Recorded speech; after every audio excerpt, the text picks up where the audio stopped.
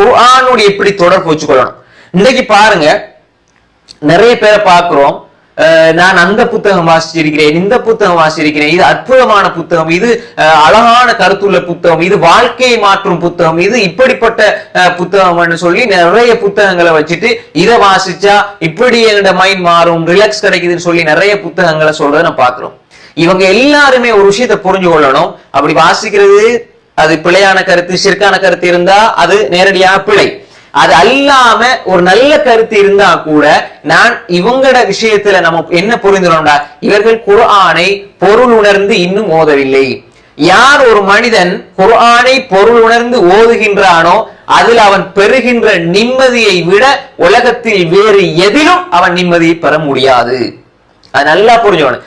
குர்ஆனை விட வேற ஒன்றில் ஒருவருக்கு இன்பம் தெரிந்தா அவர் இன்னும் குர்ஆனை படிக்கவில்லை, குர்ஆனுடைய இன்பத்தை சுவையை அவர் அனுபவிக்கவில்லை, அவர் குர்ஆனை பத்தி அல்லாஹ்வுடைய அந்த பேச்சினுடைய மகிமை தெரியவில்லை என்பதைத்தான் நாம் என்ன செய்யணும், புரிந்து கொள்ள வேண்டும்.